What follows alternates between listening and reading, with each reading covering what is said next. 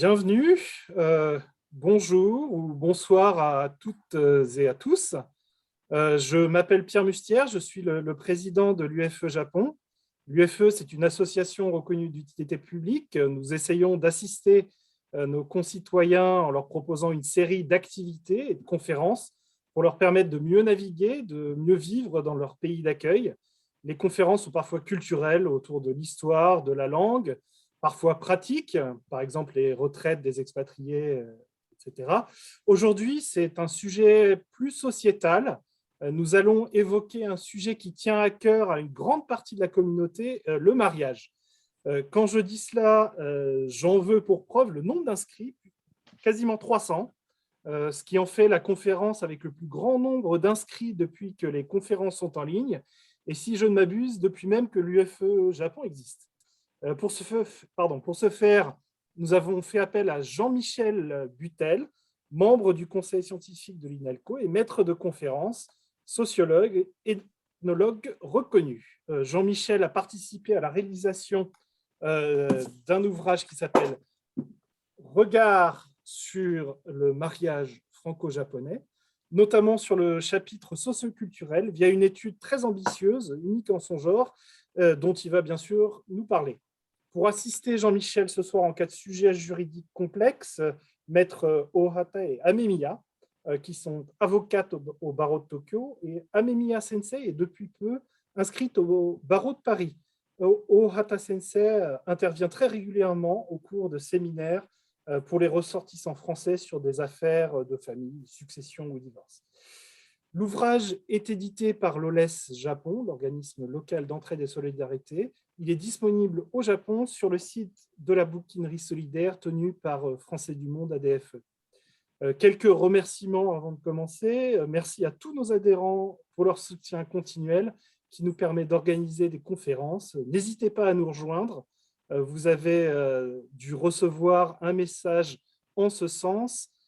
On espère pouvoir se revoir rapidement pour une conférence en présentiel, a priori en décembre, le 13. Merci au bureau de l'UFE Japon, notamment Michel Lachaussée, Pierre Sevestre, Rémi Lacerbeau, Frédéric Madeleine et tous les autres membres du bureau pour la préparation de ce séminaire. Et je remercie aussi Français du Monde ADFE, une autre association d'utilité publique qui a informé ses membres et qui organisera une autre conférence le 10 décembre sur une approche peut-être un peu plus juridique du même sujet. Un mot sur le déroulé. Jean-Michel a prévu environ 45 minutes de présentation, suivie d'une session de questions-réponses. Vous pouvez poser vos questions par écrit dans l'interface dédiée de Zoom. Nous lirons ces questions pour Jean-Michel, qui fera en sorte d'y répondre. Notez aussi que la session sera enregistrée et disponible sur notre chaîne YouTube d'ici quelques heures. Avant l'intervention de Jean-Michel, je vais demander à Yves Alemani, le président de l'OLES Japon, s'il a quelques mots. Yves, la scène virtuelle est à vous. Merci Pierre et bonsoir à toutes et à tous. Vous êtes très nombreux à avoir rejoint cette conférence donc, sur le regard sur le mariage franco-japonais, ce qui prouve que ce sujet est un sujet d'intérêt général comme l'UFE a l'habitude de les traiter. Et je tiens donc à remercier l'UFE, son président Pierre Mustière, d'avoir permis cette conférence ce soir avec la collaboration du principal intéressé, Jean-Michel Butel, donc, qui a fait une étude sociologique approfondie des relations entre couples dans un couple franco-japonais. Pourquoi l'OLES s'est intéressé à ce sujet? Comme Pierre vient de le dire, l'OLES, c'est l'Organisation locale d'entraide et de solidarité. Nous sommes à l'écoute de nos compatriotes ici au Japon et notre écoute en tant qu'organisme local d'entraide et de solidarité est surtout quand nos compatriotes rencontrent des difficultés. Depuis sa création, l'OLES a traité environ pas loin de 300 cas et sur ces 300 cas, environ une soixantaine concerne les relations de couple. Donc, le sujet nous est apparu d'un intérêt suffisant pour que nous y consacrions une réflexion approfondie, ce qui a été l'objet de ce livret. Ce que je me dois de dire, c'est que beaucoup de nos compatriotes choisissent de faire leur vie au Japon, et c'est bien normal que choisissant de faire leur vie au Japon, un grand nombre d'entre eux choisissent également d'épouser une épouse japonaise ou vice-versa, une Française épouse un Japonais. C'est un enrichissement à condition de bien comprendre les cultures et ainsi d'éviter un certain nombre d'écueils. L'objet de ce livret a été donc, avec la collaboration de Jean-Michel, de mettre en évidence les points marquants qui doivent être pris en considération dans le cas d'une union franco-japonaise. Je tiens à ajouter que le livret, comme Pierre l'a signalé, mais en tant que président de l'OLES, il me revient et de remercier également Maître Amemiya et Maître Ohata, qui également ont contribué à la partie juridique, donc qui fera l'objet d'une conférence le 10 décembre. Elles ont travaillé en étroite collaboration et coordination, et je tiens à le mentionner, avec François Roussel, qui donc la partie juridique est plutôt la partie qui a été traitée par l'ADF français du monde, et donc la partie sociologique, sous la conduite de Jean-Michel Butel et de Michel Lachaussée, est la partie qui revient plus directement à l'UFE. Voilà, ben écoutez, je souhaite que cette conférence ce soir soit enrichissante pour tout le monde, permette un échange, permette surtout, à travers les explications de Jean-Michel, de mieux se comprendre, ce qui est toujours ce qu'il y a de plus exigeant et de plus important quand on veut développer des relations harmonieuses. Voilà, merci Jean-Michel. Et merci à tous les deux pour votre présentation. Je ne suis pas sûr d'être capable de répondre à toutes vos attentes, mais au moins je vais vous faire part un petit peu de ce que j'ai pu noter dans mon travail. Donc je partage mon écran, vous me dites si vous le voyez. Ça marche? Très bien. Ça marche. Je suis désolé parce que je ne vois pas tous les participants, tous ceux qui sont qui écoutent en ce moment, et c'est toujours un petit peu difficile de parler face à un écran un peu noir comme ça. Évidemment, je ne pouvais pas aller au Japon et de toute façon, la rencontre n'était pas possible. Je sais que parmi vous, il y a des anciens amis qui m'ont dit qu'ils seraient là. Je salue particulièrement mes étudiants qui, non contents de souffrir dans mes cours, viennent en plus à des conférences non obligatoires. Merci beaucoup à vous d'être venus pour m'entendre. J'avais intitulé au départ cette petite synthèse de recherche « Pour le meilleur ou pour le pire, quand les couples franco-japonais se racontent », et c'est un peu de ça qu'il s'agit, c'est-à-dire que tout ce que je vais vous raconter se base d'abord sur ce que m'ont confié des couples franco-japonais. Et donc, j'ai pu mettre une partie de ces confessions, si on peut dire, ou de ces témoignages dans ce livret dont on vient de parler et dont vous voyez ici le sommaire. D'une certaine manière, je parle devant des spécialistes, à mon avis, c'est-à-dire que j'imagine que beaucoup d'entre vous, même si je ne vois pas vos visages, sont engagés dans des couples mixtes ou ont été engagés ou bien se préparent à s'engager. Peut-être que certains ont répondu à mon questionnaire et je les en remercie. Et puis d'autre part, on est maintenant dans un monde où on a accès à énormément de témoignages. J'ai mis quelques photos ici de blogs, de vidéos YouTube, etc. Vous voyez combien de personnes témoignent de leur couple franco-japonais, des difficultés et des bonheurs qu'ils rencontrent. J'aimerais faire en sorte que cette rencontre entre nous soit un peu une manière de poursuivre mon enquête, c'est-à-dire que même si malheureusement on ne peut pas communiquer directement et je ne peux pas voir vos visages, au moins qu'à travers donc, la discussion à la fin de cette conférence, vous puissiez confirmer, infirmer, préciser ce que j'ai pu dire et que l'enquête se poursuive ainsi. Cet intérêt pour les couples franco-japonais En fait, il existe depuis longtemps. Et je suis tombé sur une vidéo, peut-être que vous la connaissez vous-même, une archive de l'INA qui date de 1970, où un couple franco-japonais témoigne de sa relation. C'est une vidéo que je vous conseille. Enfin, ce couple, je ne les connais pas personnellement, mais il est admirable. C'est surtout le journaliste qui montre sa bêtise. Et en 2 mots, le journaliste n'arrive pas à croire qu'on puisse aimer au Japon, d'une certaine manière. Et je crois que ce couple en fait la belle démonstration de l'inverse. Mais je voulais aussi faire référence à ce manga que vous connaissez peut-être, que je trouve tout à fait excellent et qui aussi pointe toutes sortes de bonnes choses et de choses un peu amusantes sur les couples franco-japonais. Donc, à nos amours, en plusieurs volumes. Je rappelle un tout petit peu le point de départ de cette enquête. C'était une commande, ce qui n'arrive pas très souvent finalement à un chercheur en sciences sociales. Une commande de l'OLES, donc Yves Lemani l'a rappelé.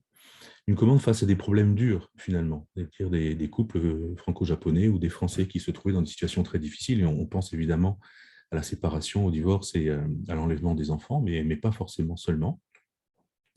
Et donc cette envie de l'OLES, en particulier de Michel Lachaussée et d'Yves Lemani, de finalement proposer une réflexion qui pourrait aider ou prévenir certains problèmes. Et donc, pourquoi je veux rappeler ça? Simplement pour vous dire que mon sujet n'est pas de faire un panorama de ce que c'est qu'un couple franco-japonais, par exemple, ou un portrait robot du couple franco-japonais. Le projet était, depuis le départ, de cerner les points de conflit, de cerner les difficultés. Dans les interviews que j'ai pu faire, certains ont pu mettre en commentaire « Mais en fait, vous cherchez les problèmes, il n'y a pas que des problèmes. » Et oui, certainement, et tant mieux. Mais le point de départ de cette enquête et le but de cette enquête était de pointer les problèmes. Donc, ne ressortez pas avec une image très négative et très triste de ce que peut être un couple franco-japonais. C'était le but du jeu et tout ce qui est réussi ne sera pas dit aujourd'hui particulièrement. Juste un petit point sur la méthode. J'ai d'abord commencé par faire de longs entretiens avec des femmes françaises, des femmes japonaises, des hommes français, des hommes japonais, des entretiens de plusieurs heures pour essayer d'entendre tout simplement leur histoire de vie, en fait, et sans a priori, sans pointer les problèmes pour le coup, juste en les écoutant. Et puis, à partir de ces entretiens, j'ai essayé de cerner quelques points qui, justement, étaient les points conflictuels et que je retrouvais dans les différents entretiens. Et à partir de là, donc, j'ai établi un questionnaire. Et donc, encore une fois, ce n'est pas un tableau de tout ce qu'on pourrait dire sur les couples mixtes ou internationaux, mais une attention particulière aux difficultés. Ce questionnaire a été traduit en japonais, afin que des personnes japonaises puissent y répondre de manière la plus naturelle possible. Parfois, des Français ont répondu en japonais, parce que c'était sans doute plus facile pour eux. Beaucoup de Japonaises ou de Japonais ont répondu en français aussi. Au total, on a eu le grand plaisir d'avoir 575 réponses, qui n'est pas nul. Ce n'est pas forcément représentatif, mais c'est déjà un échantillon assez important, je pense, de la communauté franco-japonaise. Et puis un petit mot, ce livret donc, le projet est en français, existe en français. Je ne crois pas malheureusement qu'on puisse l'avoir en PDF, mais on peut le demander à l'OLES et je pense que peut-être à la fin de la conférence, on pourra préciser comment l'obtenir. Mais il va connaître une version japonaise, si je me souviens bien. Donc, pour moi, c'est ma collègue Chiharu Tsujo qui a traduit mon propos. Le questionnaire avait été mis en place avec une collègue qui s'appelle Kanae Sarugasawa, qui est maître de conférence à l'Université de Marseille, d'Aix-Marseille, et sociologue également. Un petit mot sur l'échantillon, pour que vous voyez où vous vous situez par rapport aux gens que j'ai pu interviewer ou qui ont répondu au questionnaire. Dans 62% des cas, donc c'est une grande majorité, c'est un couple constitué d'un homme français et d'une femme japonaise.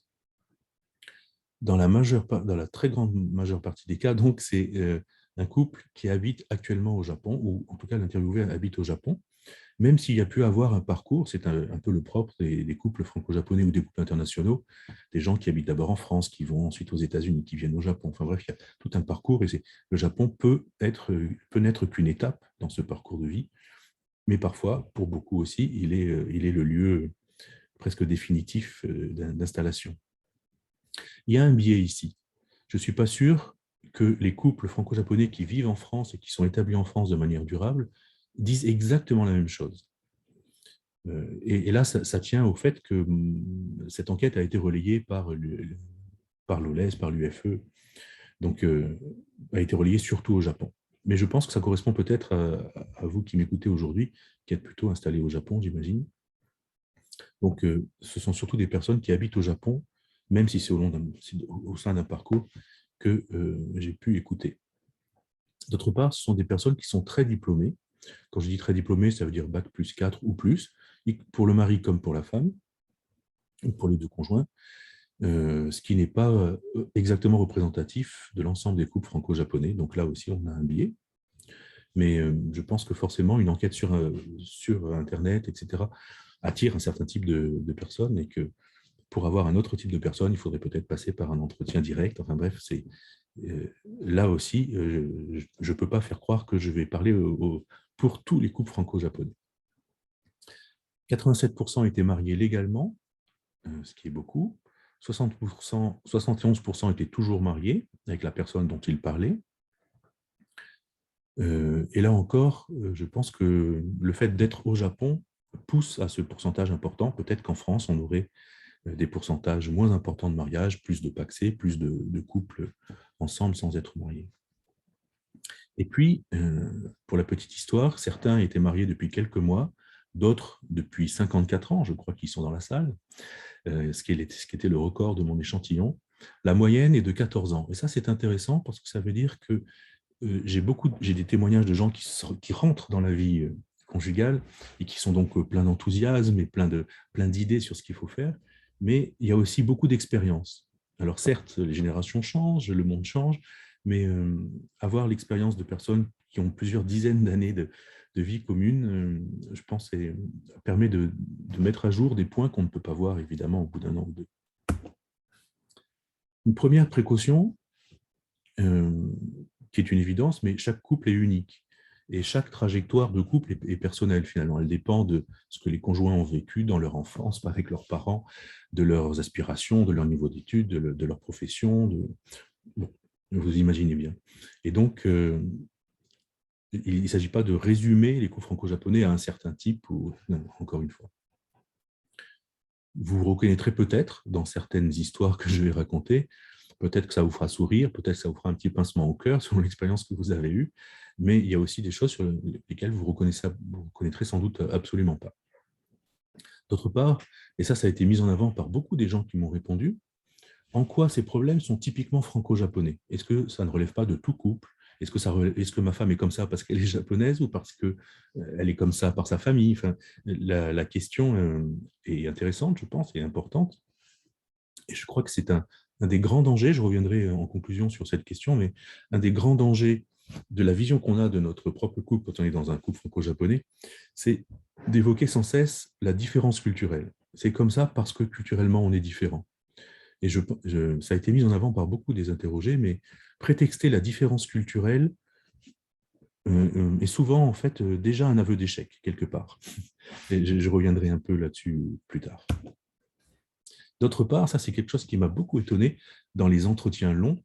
Un couple, alors l'image, je suis désolé, elle n'est pas terrible, mais je n'ai pas trouvé mieux pour le dire.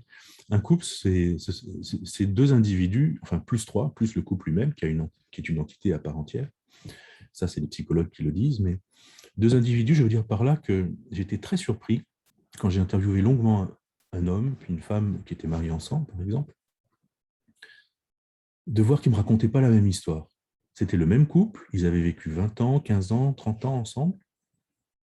En gros, ils avaient vécu les mêmes choses, mais ils ne la racontaient pas du tout de la même manière. Et l'histoire était perçue de manière très différente. Ça, ce n'est pas une différence franco-japonaise, je pense. Hein. C'est simplement qu'il faut se rendre compte, et je ne m'en étais jamais rendu compte à ce point, combien on ne vit pas la même histoire alors qu'on vit dans le même couple. Juste un exemple, vous comprendrez facilement. Beaucoup d'hommes me donnaient comme repère temporel de leur histoire de famille leur changement de travail, leur promotion, des choses qui étaient liées au monde du travail.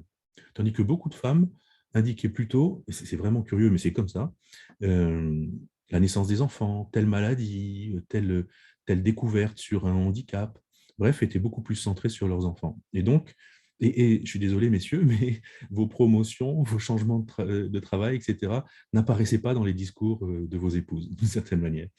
Et c'était intéressant pour moi de me rendre compte qu'on pouvait, à ce point, vivre des choses différentes. Mais encore une fois, je ne crois pas que ce soit typiquement franco-japonais. Et puis d'autre part, les gens répondent en ayant des enjeux différents.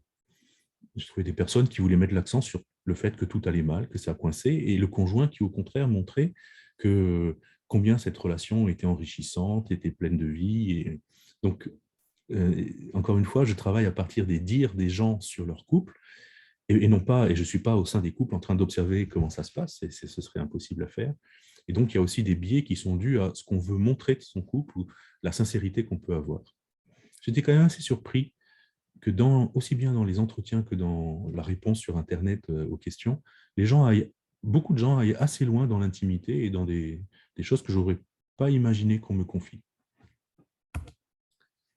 Un autre biais, encore une dernière chose que je voudrais dire, pour être tout à fait honnête, c'est que d'une certaine manière, je suis impliqué, ayant moi-même été marié à une japonaise, ayant des enfants franco-japonais. Et donc, ça a été un peu une nouveauté pour moi de travailler sur un terrain dont j'étais membre, finalement. D'une certaine manière, je m'observais moi aussi en même temps que j'écoutais les autres personnes.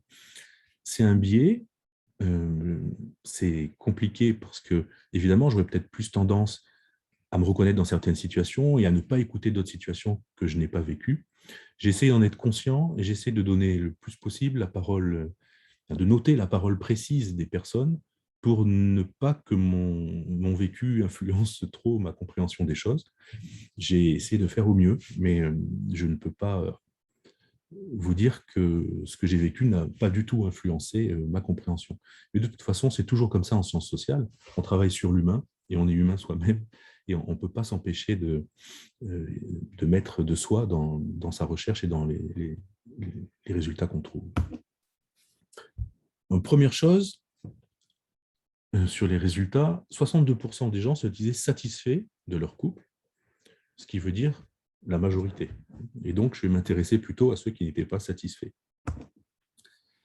Les entretiens ont permis de dégager 6 thématiques de conflits. Les enfants, le travail, les vacances, la belle famille ou la famille, et puis à côté, les amis, j'en ai moins parlé, mais la relation aux amis était aussi un petit peu dans ce pôle. La gestion des finances, et enfin, l'amour, ou plutôt l'expression des sentiments et la sexualité. Et donc, ce sont ces 6 thématiques que je vais vous présenter maintenant. Juste quelques éléments de contexte quand même. Donc, quand on parle de mariage mixte, mariage franco-japonais, le concept japonais, c'est le mariage international, Kokusai Kekkon. J'ai mis les kanji ici pour ceux que ça intéresse. Et il faut se rendre compte peut-être que ce n'est pas un phénomène complètement anecdotique dans la société japonaise. D'abord, il y a une croissance constante depuis qu'on fait des statistiques au Japon, c'est 1897, le premier institut de statistique. Donc, il y a une croissance constante des mariages mixtes. Il y a eu un pic, c'était en 2006, avec 6% des mariages, ce qui n'est pas nul, vous voyez que ce n'est pas du tout épisodique. Et je crois qu'on est retourné aujourd'hui à quelque chose comme 4% ou 20 000 couples par an ou un peu plus de 20 000 couples par an.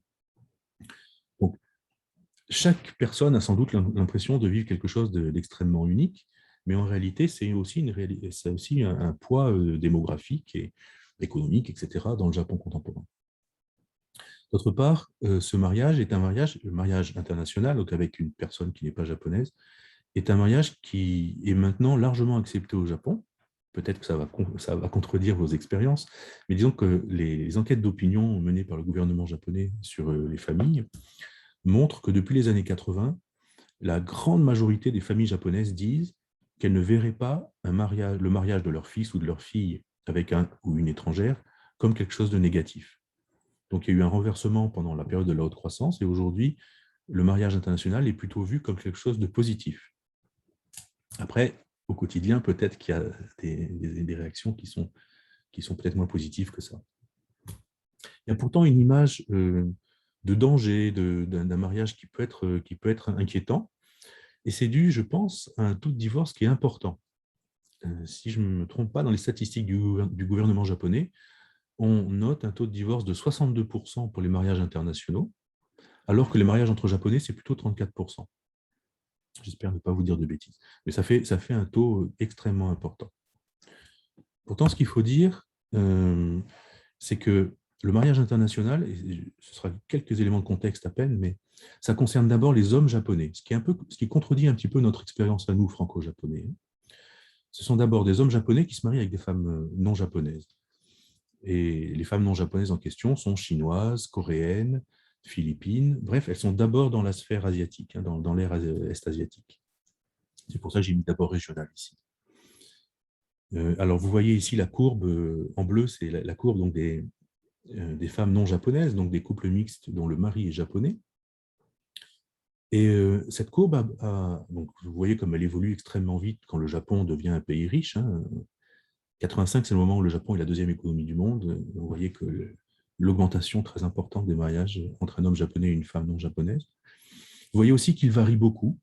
Il est très, très lié aux crises économiques. Il est très, très lié à la prospérité au Japon. Et donc, la crise de 2008 a marqué un coup dans les mariages internationaux. On a à l'inverse un mariage des femmes japonaises avec des hommes étrangers, et massivement, ce sont quand même des hommes chinois, coréens, hein, donc des hommes aussi de la sphère, la sphère régionale, enfin de cette région de l'Asie de l'Est. Mais on a également, et c'est là qu'il est le plus visible, un mariage de personnes japonaises, donc de femmes japonaises, avec des hommes occidentaux. Donc il faut bien se rendre compte que ça, c'est par contre anecdotique par rapport à l'ensemble des mariages internationaux au Japon. Et ce mariage femmes japonaises, hommes occidentaux, ou en tout cas ce mariage avec des occidentaux, a quelques caractéristiques. C'est souvent un mariage qui touche des gens très diplômés au Japon. Et c'est peut-être pour ça que j'ai un taux de diplômés si important dans mon corpus. C'est aussi un mariage qui est en constante augmentation, mais tout doucement, et qui varie beaucoup moins en fonction de la prospérité de l'économie japonaise. Et puis, je n'ai pas les taux pour tout, et c'est très difficile de les avoir, mais j'ai trouvé un chiffre pour les mariages nippo-américains, et le chiffre de divorce est de 24%, ce qui veut dire moins que le taux de divorce entre japonais et japonais. Donc, il est possible que le mariage entre japonais et occidentaux connaisse un taux de divorce. D'abord, ce n'est pas le taux de divorce qu'on a pour le mariage international dans l'ensemble, mais connaissent un taux de divorce qui ne soit pas si différent du taux entre des nationaux. Mais là encore, c'est très difficile de savoir, parce qu'on peut se séparer dans un pays sans le signaler dans l'autre. Enfin bref, il y a des parcours qui font que l'État ne vérifie pas forcément, ne peut pas contrôler, ne peut pas avoir les chiffres forcément de ce type de parcours. Alors j'en viens peut-être à mon enquête maintenant. J'avais posé cette question qui est une question très difficile. Hein. Êtes-vous satisfait d'être entré dans un couple international? C'est une question difficile et si je vous demande là maintenant, vous seriez bien normal de me dire si vous mettez 10, très satisfait, ou 1, pas du tout satisfait.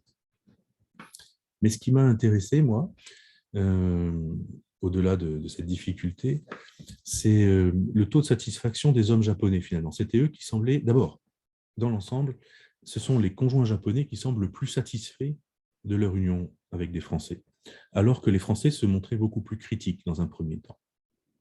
Et puis, les hommes japonais plus que les femmes japonaises. Alors, ça peut questionner, on peut prendre ça comme une réalité. En même temps, j'aimerais juste vous rappeler que dans les sondages, on sait que les personnes japonaises ont, et ce n'est pas moi qui l'invente, ce sont les statisticiens japonais, ont plutôt tendance à répondre positivement et donc peut-être à surévaluer le côté positif par rapport à ce que répondraient les Français, ou pour le dire d'une autre manière, les Français auraient peut-être tendance à surévaluer le côté négatif. Donc, je ne suis pas sûr que ce soit très significatif, mais ce qui était intéressant quand même, c'est qu'on avait une différence entre Français et Japonais sur une satisfaction générale. On pourra aller un peu plus loin dans le détail après. Évidemment, la première question, celle dont on parlait tout à l'heure, c'est celle de la différence culturelle. Cette différence culturelle, elle est très largement appréciée. On explique qu'on considère que c'est une chance pour soi-même de s'ouvrir à des choses qu'on ne connaît pas, que c'est une chance surtout pour les enfants, d'avoir une double nationalité, de pouvoir travailler dans deux mondes, etc. Alors, parmi les termes que j'ai notés, c'était une relation qui est un remède contre l'ennui. Avec des femmes françaises, je m'ennuie, disaient certains. Certains mettaient en avant l'exotisme, qui mettait un peu du piment dans la relation. Mais ce qui m'a intéressé aussi, c'est une différence de langage entre des Français qui disaient « c'est une ouverture au monde », donc ça me permet de m'ouvrir à l'international, de me rendre compte de la différence entre cultures, etc. et de personnes japonaises qui insistaient plutôt sur l'ouverture de mon monde, c'est-à-dire j'ai des valeurs japonaises, j'ai des principes japonais, mais en discutant avec quelqu'un qui n'est pas japonais, je me rends compte combien je peux les relativiser. Ce n'est pas tout à fait la même vision, il me semble, hein. Je ne sais pas si vous y êtes sensible, mais ça me semblait intéressant comme distinction. Par contre, si cette différence culturelle est appréciée et même voulue, elle est aussi reconnue comme problématique. Et elle est vraiment sans cesse mise en avant comme problématique. Et ça se sent très très bien dans les couples qui ont un petit peu de bouteille, qui ont un peu de vie commune ensemble. On voit que la mécompréhension due à la différence culturelle est souvent dite comme ayant été sous-estimée les premières années, et ces différences culturelles apparaissent de plus en plus clairement et de plus en plus clairement problématiques au fur et à mesure que le couple avance.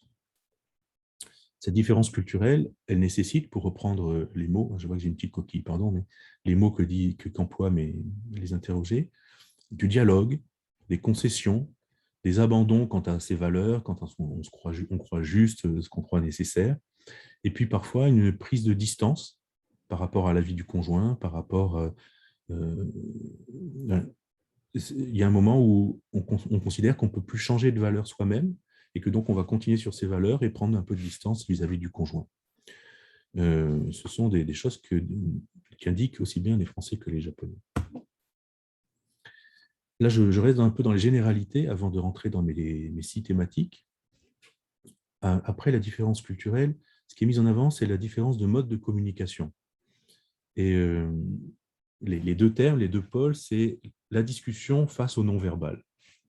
Alors à gauche, vous avez ce que disent les Français, ou les Françaises, hein. C'est une découverte progressive de l'importance du non-verbal, donc de gestes, d'attitudes ou d'actions. Une reconnaissance aussi de l'impossibilité du conjoint japonais, une reconnaissance, ou plutôt une conscience de l'impossibilité du conjoint japonais de s'expliquer, et même un refus qui arrive souvent après quelques années de mariage, un refus d'expliquer, qui peut arriver à une situation de blocage total, où les mots ne peuvent plus servir à rien. Ça, c'est ce que disent les Français. Je ne vous dis pas que c'est la vérité, je dis que c'est ce que ressentent les Français. De l'autre côté, du côté japonais, on va mettre en avant plutôt la lourdeur du mode de communication des Français. Il faut encore parler, encore parler, encore parler. Et on va mettre en avant les efforts que ça demande. C'est tellement lourd, il faut faire tellement d'efforts, ça me stresse, j'en peux plus. C'est quelque chose qu'on voit aussi bien chez les femmes que chez les hommes japonais. Il y a une femme qui disait que, j'ai trouvé cette expression intéressante, toutes ces questions qu'il me pose, ou tout ce dont il veut parler, c'est une sorte de remise en cause de mon identité. C'est comme s'il ne pouvait pas accepter tel quel, et qu'il essayait de me convaincre finalement. Donc le langage est vu comme plutôt une assertion, plutôt un désir de convaincre, plutôt que comme une reconnaissance ou un dialogue, si vous voulez. Et là, ce sont surtout les femmes japonaises qui mettent ça en avant. Elles demandent, elles regrettent que leurs conjoints français ne comprennent pas les non-dits, ne comprennent pas tout ce qui est non-langagier.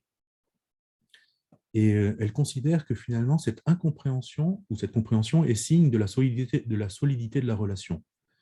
S'il ne comprend pas ce que je veux dire sans les mots, c'est qu'il ne me comprend pas, il ne me connaît pas, et que notre relation n'est pas si forte que ça. Le mot qui revient souvent, je ne sais pas si vous le connaissez, c'est le mot de omoiyari, que moi j'aime bien en japonais, je trouve très significatif.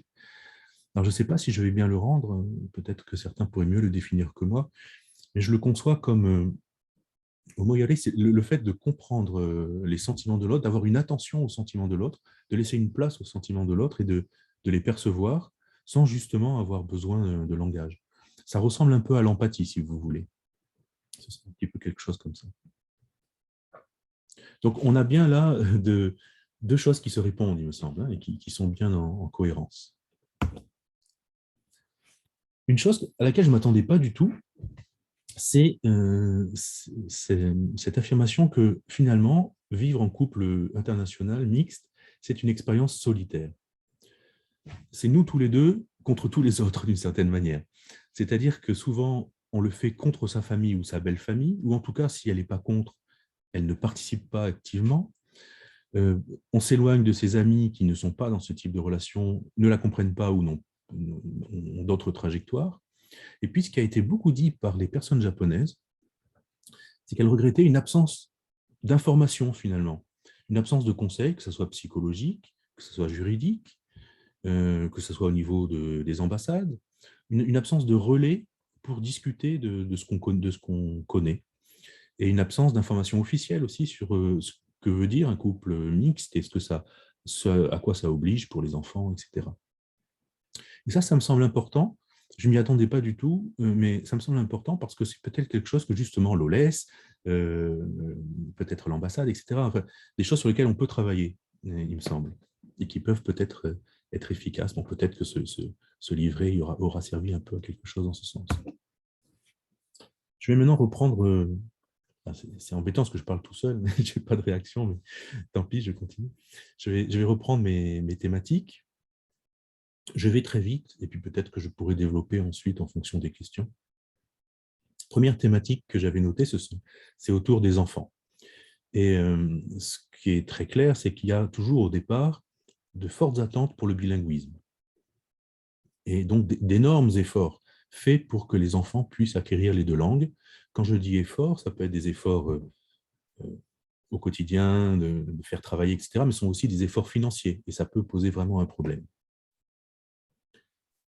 Les parents se disent, ah oui, c'est aussi quelque chose d'intéressant, mais les parents tous se disent heureux d'avoir des enfants, et en même temps, on constate que ce sont les couples qui ont des enfants qui ont le plus de difficultés, et ce sont les couples qui ont des enfants qui ont le moins de satisfaction de leur vie de couple internationaux. Donc le bilinguisme est une priorité, c'est même parfois une mission. Les deux conjoints se sentent investis d'une mission, et en fait, c'est une mission qu'on va mettre surtout sur le dos de la femme. Alors, quand on demande à la conjointe japonaise de transmettre le japonais, c'est déjà lourd, mais beaucoup de femmes japonaises racontent que leur famille et belle famille, leur belle famille française, mettent aussi sur leurs épaules le fait de donner le français à leurs enfants. Souvent, ce sont donc les femmes qui s'occupent de l'éducation des enfants, c'est une réalité en France et plus encore au Japon, bien sûr, et les femmes japonaises se sentent ce poids, un poids qu'elles acceptent en partie, mais qui en même temps suscite du stress, et elles le reconnaissent. Les pères sont plus sensibles au coût, et évidemment le coût financier des écoles internationales, et beaucoup de couples rapportent leur impossibilité, parce qu'ils n'habitent pas tout près d'une école internationale, parce qu'ils sont hors des grandes villes, etc. Et donc cette impossibilité, cette souffrance de ne pas pouvoir pousser au bilinguisme pour leurs enfants. Dans la réalité, maintenant, on constate une acceptation de la réalité, et cette réalité, elle est que le bilinguisme est très difficile, voire impossible, voire très, très, très rare, n'est-ce pas?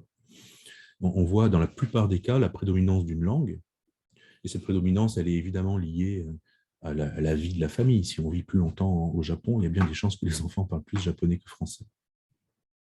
Dans les couples qui ont le plus vécu, cette prédominance d'une langue qui est acceptée comme une nécessité pour que les enfants soient heureux, enfin, les parents sont responsables, ils ne veulent pas faire... Pour la plupart, ils disent, bon, le bilinguisme est difficile, c'est trop de stress pour mon enfant, ok, qu'il prenne une langue, qu'il la maîtrise bien, et puis l'anglais en plus, et si ce n'est pas ma langue, ce n'est pas grave.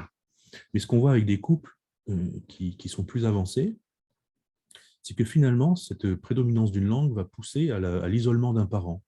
Et les couples qui sont à la retraite, dont les enfants sont partis du foyer, ressentent très fortement le fait d'avoir été mis à l'écart et de se retrouver très, très seuls. Il y a beaucoup d'histoires de solitude pour des personnes, par exemple des Français, Françaises qui vivent au Japon, ou des Japonais, Japonaises qui vivent en France.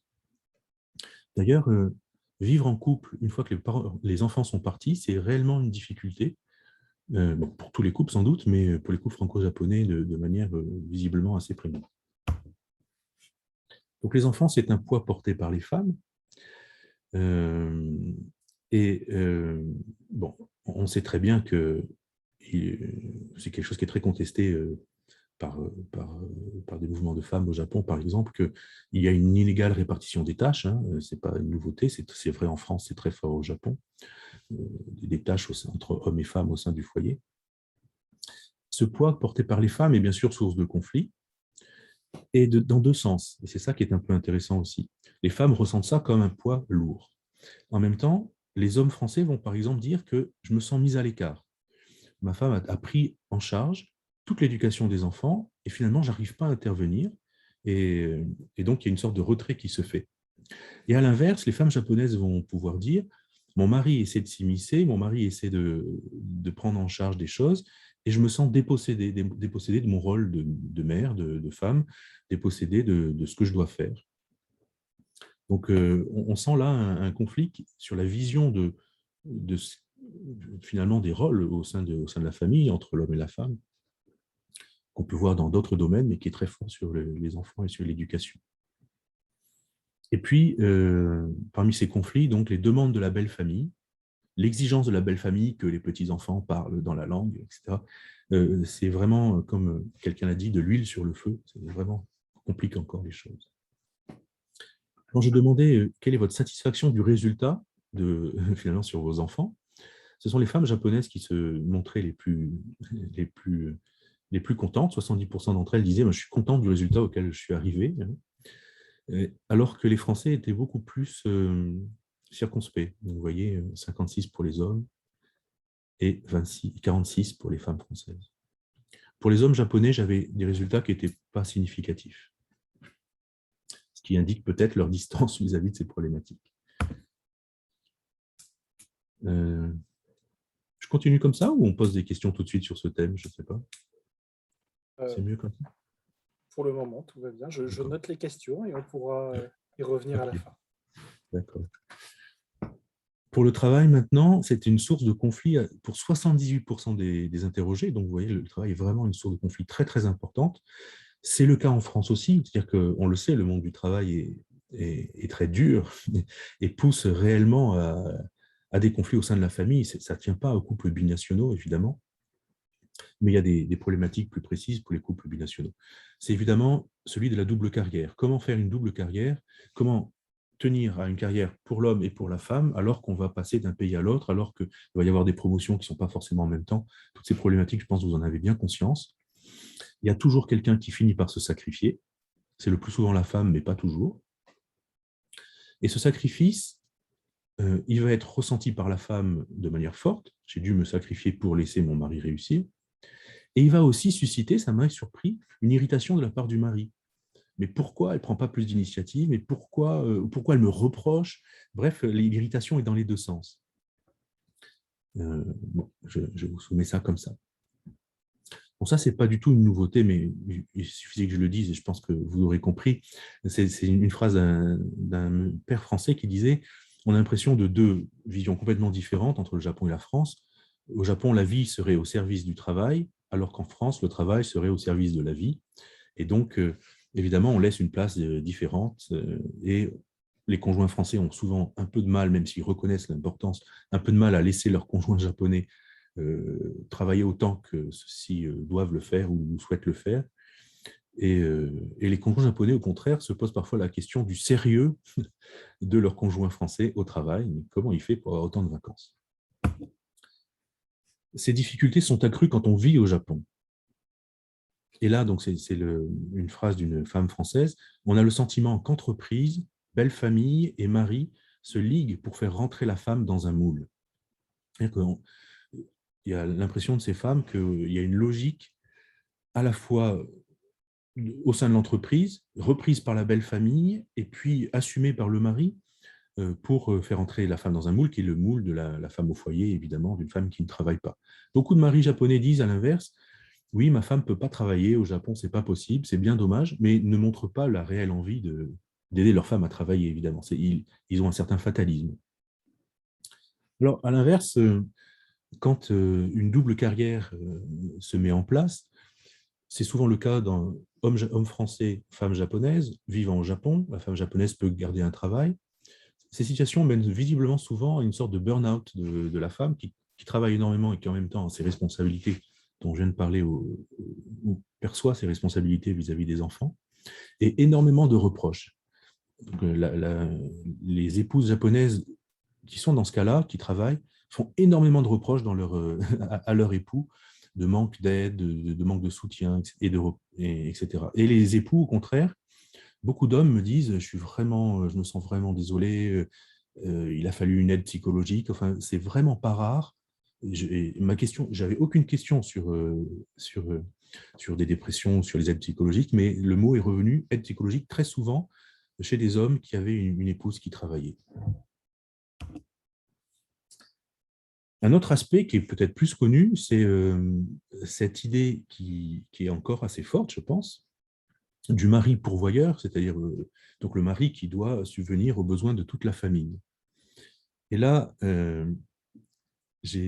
donc, oui, vous le savez, c'est une idée qui est assez universelle, mais qui est plus forte au Japon qu'en France, qui est parfois revendiquée par les maris. Hein, un salariman bien macho dira à sa femme « je ne veux pas que tu travailles parce que je veux prouver que je suis capable de faire vivre ma famille avec mon seul salaire. Hein, ». C'est une preuve de virilité, semble-t-il.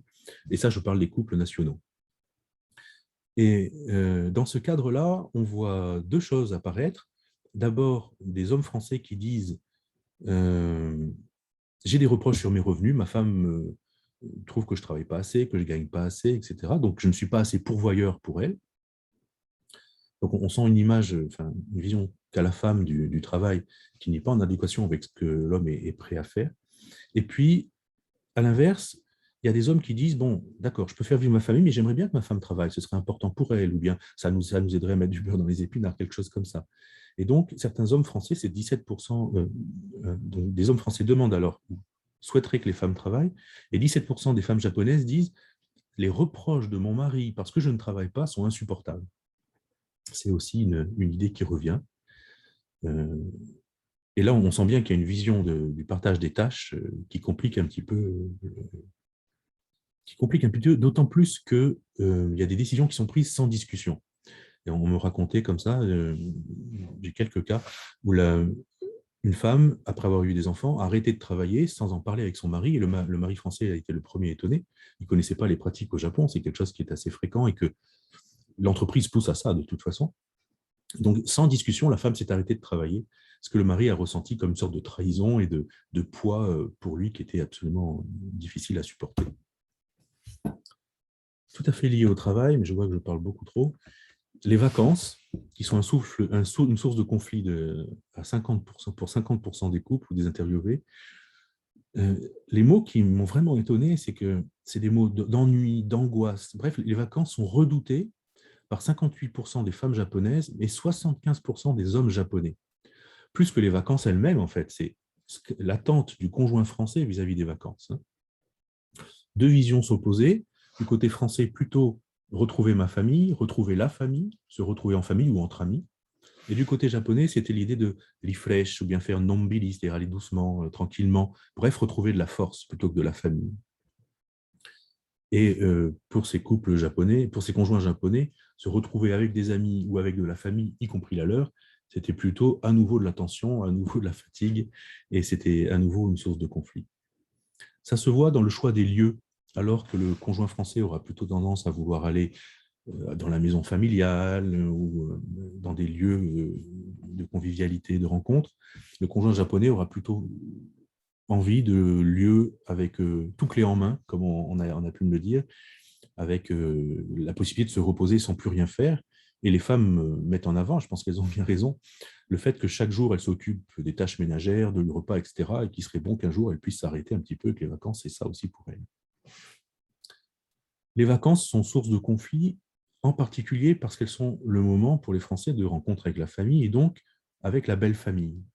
Et là, il y a des mots très durs de la part des conjoints japonais. Ils parlent d'ennui, ça va encore, d'étouffement, de plaie. La belle famille est une plaie. Et les Français en ont bien conscience puisqu'ils disent que chez leurs conjoints, cette rencontre, ces vacances en famille, suscitent de l'angoisse, voire de la panique chez leurs conjoints. Et chacun met en avant la nécessité de créer un équilibre entre la famille un peu élargie, avec les grands-parents, avec les parents, les cousins, qui est une envie française, et puis une famille entre soi, papa, maman et les enfants, la petite famille nucléaire, qui est là une envie plutôt japonaise. À terme, dans un certain nombre de cas, finalement, les vacances vont finir par se vivre de manière séparée. Et donc, ce sont par exemple 35% des femmes françaises et 14% des hommes français qui vont petit à petit mettre en place des vacances sans leur conjoint.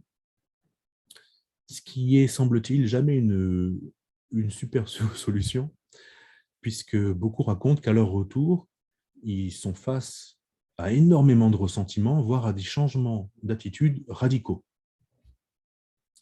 Et en tout cas, ce qu'on voit dans l'histoire de familles qui ont une longue vie commune, c'est une distance progressive avec la belle famille, voire le fait qu'on ne le voit plus. Certains me racontent que leur épouse japonaise ou leur époux japonais n'ont pas vu la famille depuis 20 ans, 30 ans. Donc il y a des ruptures qui ne sont pas fréquentes, qui ne sont pas rares. Pardon. La belle famille, j'ai dit que c'est une source de conflit. 20% à peine en parlent comme source de conflit, mais en réalité, c'est très fort pour les femmes japonaises, près de la moitié, et en réalité, ça revient beaucoup dans les discours. Je crois qu'il y a vraiment deux visions et peut-être deux espoirs. Du côté français, donc le désir de faire famille de manière assez élargie, voire avec un réseau d'amitié aussi un peu élargi. Et au sein de la famille, le désir d'instaurer de l'amitié, de la complicité, de la sincérité. Côté japonais, en réalité, alors oui, c'est un chiffre intéressant, 66% des conjoints français disent « moi j'ai une bonne relation avec ma belle famille ». Et quand on demande aux conjoints japonais « votre conjoint a-t-il de bonnes relations ?», ce n'est que la moitié qui disent « oui, il a de bonnes relations ». Donc il y aurait une tendance un peu chez les Français à surestimer le côté, enfin, à surestimer la qualité de leur relation avec leur belle famille. Alors je ne sais pas comment lire ça, évidemment. Peut-être qu'une politesse minimale est vue comme des marques d'amitié, ou comme... Bon, à vous de réfléchir à ça pour vos propres familles, peut-être. Mais en tout cas, c'est vrai que les reproches qui seront faits au bout d'un moment, ce sera de manque de sincérité de la part du conjoint japonais. Il ne nous dit pas ce qu'il pense, on ne sait pas, etc. Et à l'inverse, du côté japonais, l'idée d'un poids énorme, le poids d'une relation forcée. Et on veut m'obliger à être sincère, on veut m'obliger à parler, on veut m'obliger à rire avec tout le monde. Je ne peux pas être moi-même. Et de la part des familles japonaises, plutôt une sorte de désarroi vis-à-vis de quelqu'un qui ne se comporte pas forcément exactement avec les codes, et de fatigue à devoir endosser ou innover dans la relation, alors qu'il serait plus facile d'endosser le rôle de beaux-parents un peu classique. Il y a une particularité des couples homosexuels, j'en ai pas parlé jusqu'à présent parce que je n'ai pas eu beaucoup de réponses de couples homosexuels, peut-être une douzaine à peu près, surtout hommes-hommes, mais pas seulement. Une particularité est le fait que la famille japonaise, le plus souvent, refuse de reconnaître qu'il y a une relation homosexuelle. Et donc, dans la plupart des couples homosexuels qui ont répondu, c'était l'absence totale de lien avec la famille japonaise. Alors que du côté français, ça pouvait être un peu plus apaisé. Évidemment, la personne qui revient le plus souvent, c'est la belle-mère, qui est dite invasive, envahissante, qui met de l'huile sur le feu, surtout quand il y a des enfants, parce qu'elle veut les éduquer comme elle le ferait avec ses enfants, elle. Cette belle-mère qui pousse à une prise de distance, soit du couple ensemble, c'est-à-dire que l'homme et la femme décident de prendre la distance vis-à-vis de la belle famille, et évidemment avec toute la mauvaise conscience et peut-être le conflit intérieur que peut avoir dans ces cas-là le mari, ou au contraire une séparation définitive entre la femme et la belle famille. Et ça, c'est quelque chose qui n'est pas rare, comme je viens de le raconter. Et le beau-père dans tout ça, le beau-père est une figure un peu palote dans mes entretiens, sauf dans quelques cas, et là c'est aussi bien français que japonais, c'est-à-dire que le beau-père peut être français ou japonais, le beau-père est évoqué quand il est raciste. Et aussi bien des hommes français, des femmes japonaises, enfin dans toutes les configurations, peuvent évoquer des beaux-pères qui sont extrêmement violents dans leur discrimination vis-à-vis de non-français ou de non-japonais, qui peuvent avoir des paroles extrêmement blessantes, et c'est à ce moment-là qu'il est évoqué. Ce qu'on dit moins sur la belle-mère. La belle-mère, c'est plutôt lié à l'éducation et aux enfants.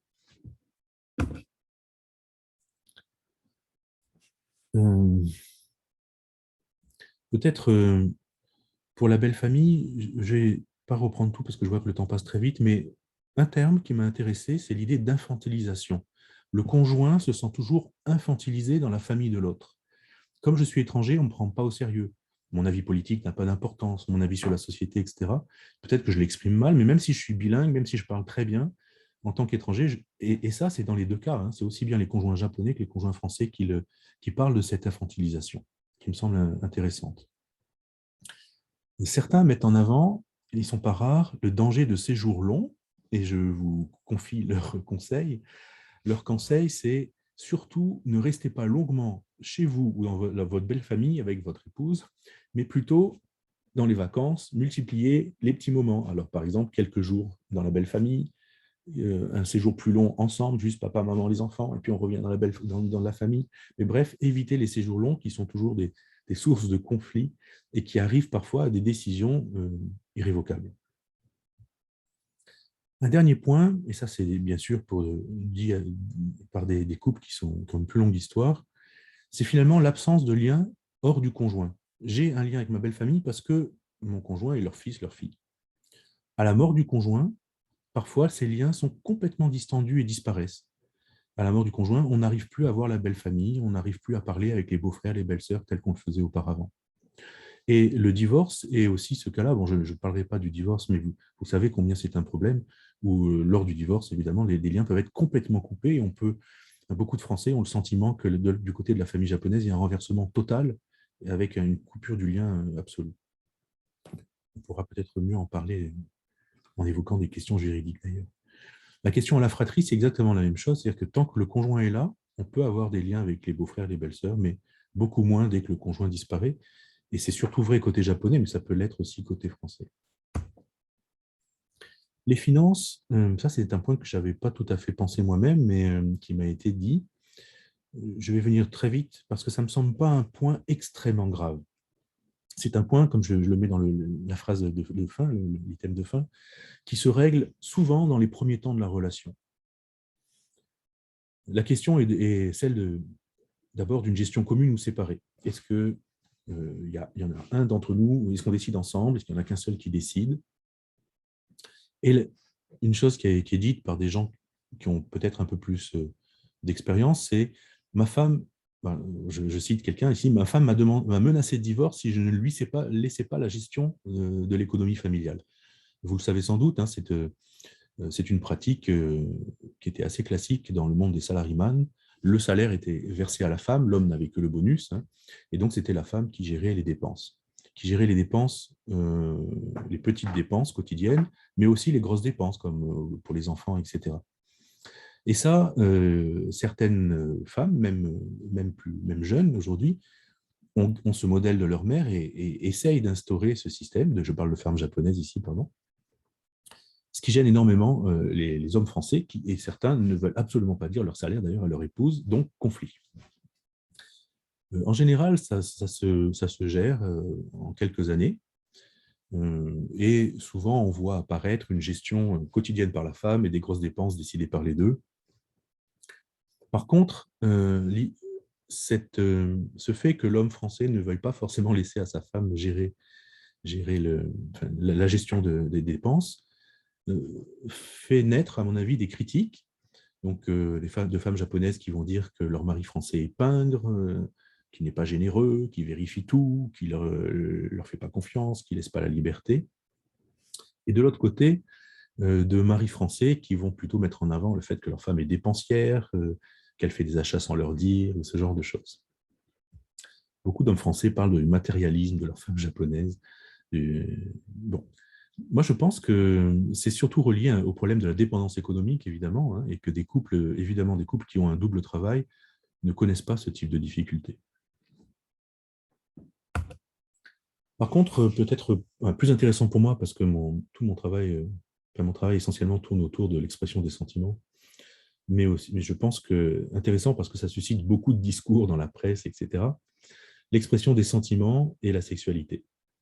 C'est une source de conflit pour 40% des couples, ce qui est moins que les enfants, c'est ça, ou le travail, pardon. Mais en réalité, c'est ce qui revient le plus souvent dans les questions ouvertes. Vous savez, qu'est-ce que vous auriez envie de dire sur les problèmes que vous rencontrez, etc. C'est très très généralement l'expression des sentiments et les questions de sexualité qui apparaissent. Vous connaissez ce qu'on raconte habituellement, les Français sont romantiques par rapport aux Japonais qui sont froids.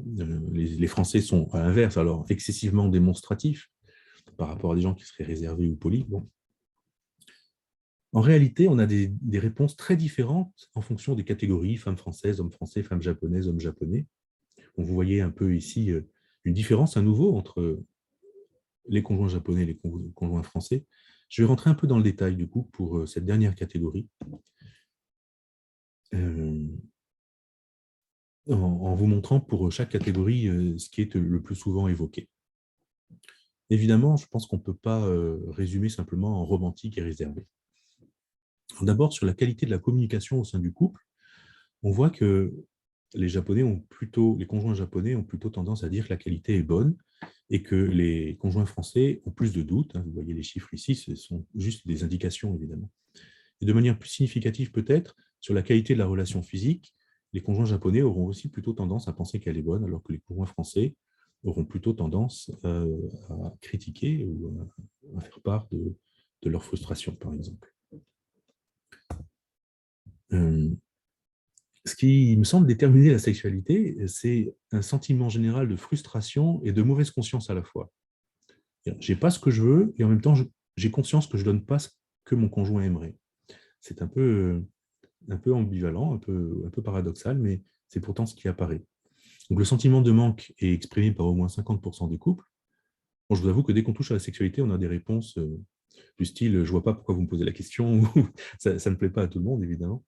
Donc, je ne fais qu'avec les résultats que j'ai eus, mais c'est quand même un point qui est très évoqué. En même temps qu'on a un sentiment de manque, 65% des couples, des interrogés disent qu'ils perçoivent un sentiment de manque chez le conjoint. Donc, on a beaucoup plus conscience que le conjoint n'a pas ce qu'il veut que plutôt la conscience de son propre manque, peut-être. Et puis, 20% disent que de toute façon, le conjoint, il s'en fiche, donc il est indifférent. Et ça, c'est toute catégorie confondue, hein, c'est une moyenne générale. Donc, curieusement, peut-être, j'étais un peu étonné de voir que plutôt que de mettre en avant un bonheur partagé, la sexualité, c'était plutôt vécu sous l'idée de la lacune et de la crainte de ne pas satisfaire l'autre. Pour les hommes français, maintenant, pour eux, c'est évident, c'est la plus grosse difficulté des couples franco-japonais. C'est vraiment, les hommes français évoquent ça vraiment de manière systématique. Donc 57% disent avoir une frustration sur ce point, et une frustration qui est non partagée. Ils disent aussi la difficulté de comprendre les attentes de leur partenaire, qui ne se refusent pas forcément, mais qui ne démontrent pas de désir. Et l'impossibilité de communiquer sur cette question quand ils veulent essayer de mettre les choses à plat. Évidemment, ils évoquent aussi le refus de démonstration publique qui les ennuie, mais qui les gêne moins que dans d'autres cas, vous l'avez tout à l'heure. Et dans ces témoignages, beaucoup de témoignages en fait, et ça, c'est des témoignages aussi bien de couples hétérosexuels qu'homosexuels, disent en fait leur désespoir, c'est un mot qui est utilisé plusieurs fois, un désespoir d'un manque de tendresse. Quand arrivent les enfants, donc il y a cette phrase c'est quelque chose d'assez connu, je pense aussi, cette phrase qui me semblait bien représentative, la mère efface l'épouse, c'est-à-dire depuis qu'elle est mère, c'est même plus la peine que j'essaie de l'approcher ou quelque chose comme ça. Et puis un dernier point, donc l'idée que l'épouse s'investit énormément affectivement vis-à-vis des enfants et beaucoup moins vis-à-vis du mari. Donc il y a un reproche fait par les hommes français. Et puis une dernière chose qui est évoquée par les hommes français uniquement, personne ne m'en parle dans les autres catégories, c'est le couperet de la ménopause. Une fois que la ménopause arrive, il semble normal pour la femme japonaise de ne plus avoir du tout de relation, ce qui n'est pas qui fait pas forcément partie des standards français ou occidentaux de manière générale. Alors, à l'inverse, les femmes japonaises présentent plutôt un mari immature. Pour elles, elles ont conscience qu'elles ne comblent pas leur conjoint, mais leur mari leur semble trop demandeur de câlins. Elles parlent de skinship, donc parenté par la peau. Leur mari leur semble égoïste. Ils ne savent pas partager leur amour. Ils veulent prendre la place des enfants. Ils ne savent pas se mettre un peu en retrait en considérant que la relation de couple prime de toute façon, mais que maintenant, c'est le temps des enfants. Donc, vous voyez, on a bien deux visions qui se complètent. Et pour elles, c'est immature. Elles mettent en avant aussi, et ça on peut les comprendre, je pense, leur impossibilité de tout gérer, c'est-à-dire je m'occupe des enfants, je fais la cuisine, peut-être que je travaille, etc. Et en plus, il faudrait que... Bon, et donc, le sentiment de devoir faire tellement de choses qu'elles n'arrivent pas à être disponibles. Et là encore, le mot de homoiari revient. finalement, ce qu'elles demandent à leur conjoint français, c'est plus d'attention, plus d'empathie pour comprendre tout le travail qu'elles effectuent au quotidien et pour comprendre comment ce travail, en fait, est une marque de tendresse. Elles mettent en avant, en fait, tout ce qu'elles font au quotidien pour rendre la vie aussi agréable que possible, comme me dit une, comme des gestes qui prouvent l'affection, qui prouvent la tendresse, et ces gestes, elles regrettent qu'ils ne soient pas compris par leur conjoint français comme ça, et qu'ils ne suffisent pas à les combler. Et puis, il y a aussi un certain nombre de cas où les femmes disent le sexe, de toute façon, c'est pour avoir des enfants, et moi, ça ne m'intéresse pas plus que ça, une fois que les enfants sont là. Donc, il y a aussi une revendication de la sexualité uniquement dans ce cadre de fécond. Pour les femmes françaises, on a quelque chose de très différent des hommes français, il me semble. Bien sûr, il y a cette idée aussi d'un manque de démonstration, en privé comme en public.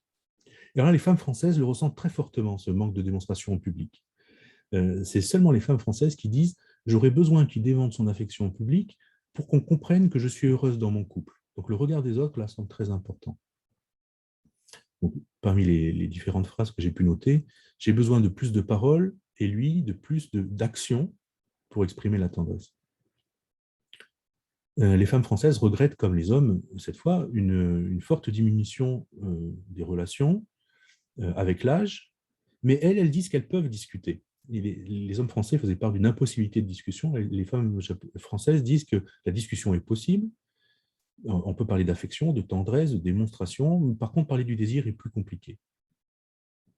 Et puis, et ça c'est quelque chose que je ne trouve pas chez les hommes français, elles disent leur compréhension grandissante de l'affection de leur conjoint. Elles disent qu'elles comprennent qu'en fait, les conjoints les aiment vraiment. Vous voyez cette citation, je ne vais pas la lire.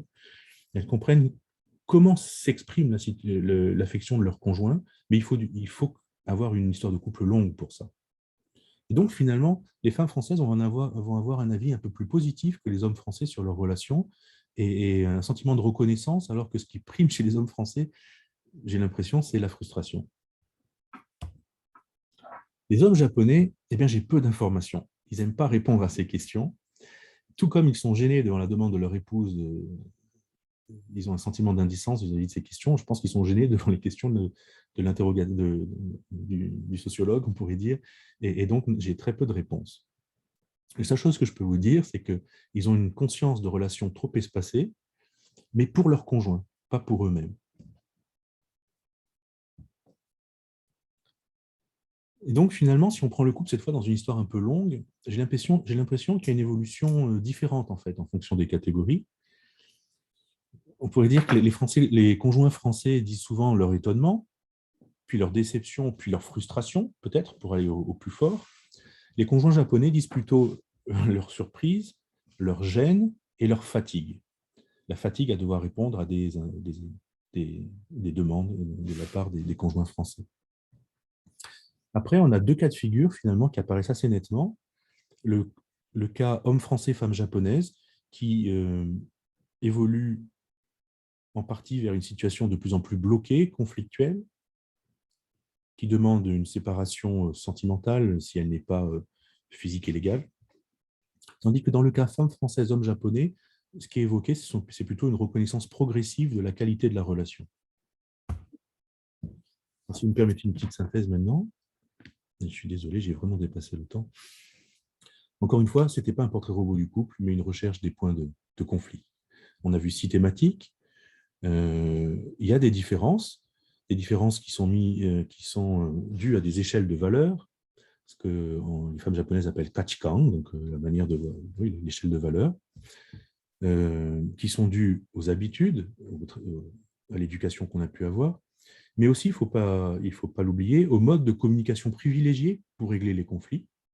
Et enfin, de manière encore avec un peu plus de recul, à la vision même de ce qu'implique un conflit. On pourra voir, côté français, le conflit comme la moyen de s'expliquer. On pourra voir, côté japonais, le conflit comme, finalement, la preuve que c'est foutu. Si vous voulez, la preuve qu'il n'y a plus rien à faire. Est-ce qu'il faut toujours évoquer la différence culturelle pour essayer de comprendre comment marche son couple? Moi, je dirais qu'il y a un danger de l'essentialisation, ce que j'expliquais tout à l'heure, c'est « Ah, tu fais ça parce que tu es français. Ah, il réagit comme ça parce qu'il est français. Ah, c'est une japonaise, et donc ». quand on en arrive, je crois, hein, d'après ce que j'ai pu entendre, et d'après ce que disent, enfin, beaucoup témoignent comme ça, quand on en arrive à finalement résumer son conjoint, sa conjointe à son identité nationale, on n'est plus du tout dans une attitude de compréhension, de dialogue évidemment. Et là, déjà, enfin, on est sur une pente qui mène forcément à du conflit et à l'impossibilité de résoudre ce conflit. Donc, c'est comme ça que j'ai voulu finir mon article et je finirai cette petite présentation. Il y a sûrement 1000 façons d'être français. Vous voyez, breton, auvergnat, parisien, c'est pas pareil, mais aussi en fonction des classes sociales. 1000 façons d'être japonais, et encore plus. Il y a une beaucoup plus grande diversité sociale au Japon qu'en France, à mon avis. Et donc, il y a sûrement 1000 façons de créer une histoire à deux. Là, on a essayé dans ce livret de pointer quelques conflits, et je pense que ça fera écho à certaines expériences, mais ce n'est pas un destin promis à tout couple, évidemment. Il y a sûrement des tas de manières de connaître autre chose. Voilà. Je vous remercie. J'espère que je ne vous ai pas trop embêté.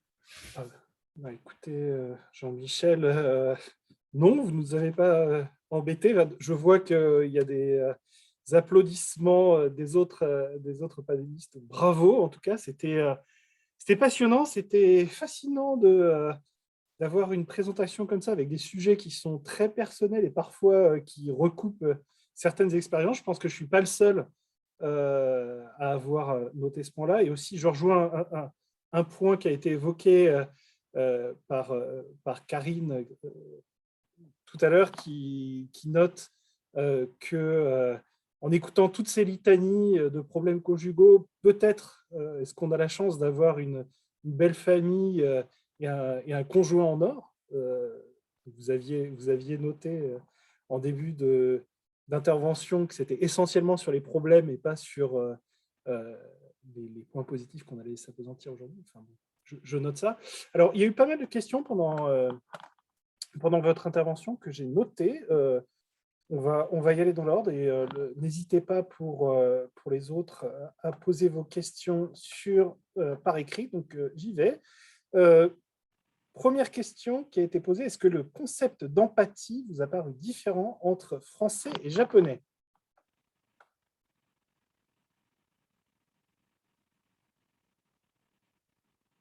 C'est une question très difficile et ça va, vous m'entendez? Oui.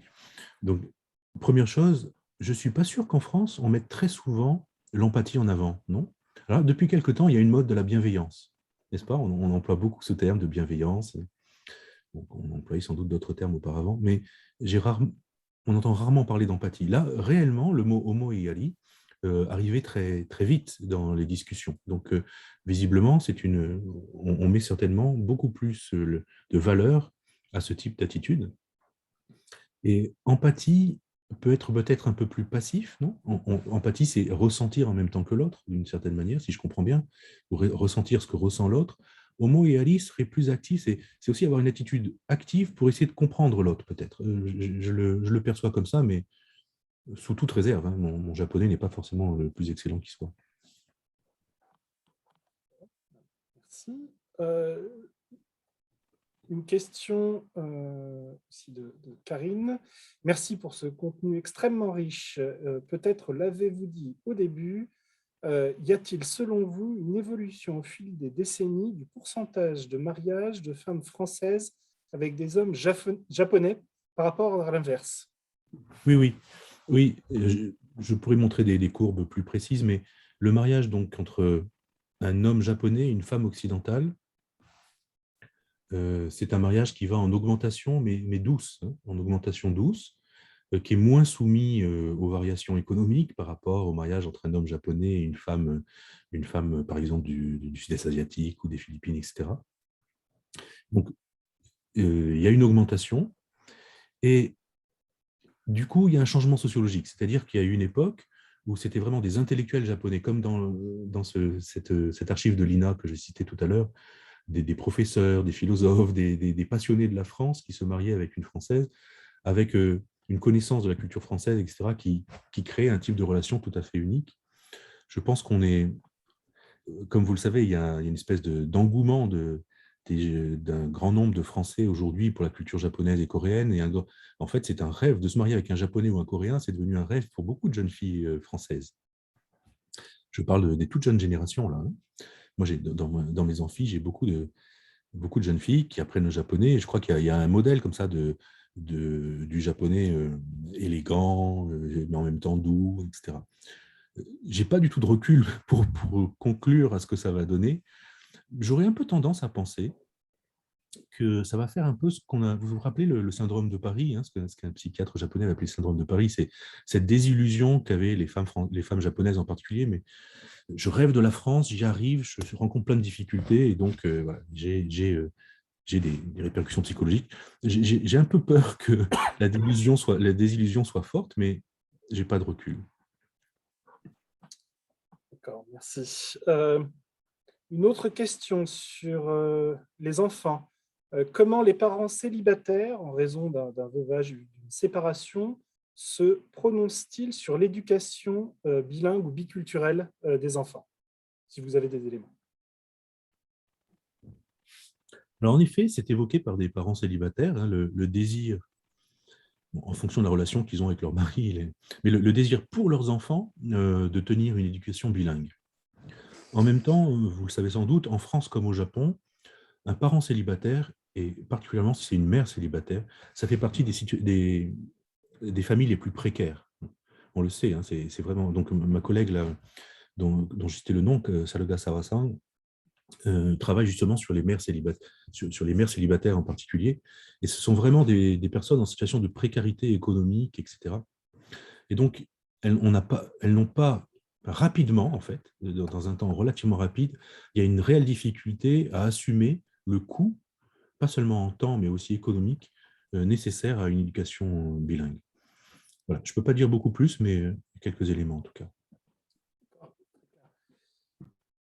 Je continue dans la liste de questions. Pensez-vous que le concept « la mère efface l'épouse » est très japonais? Oui, la personne qui pose la question pense que ça ne l'est pas sans doute.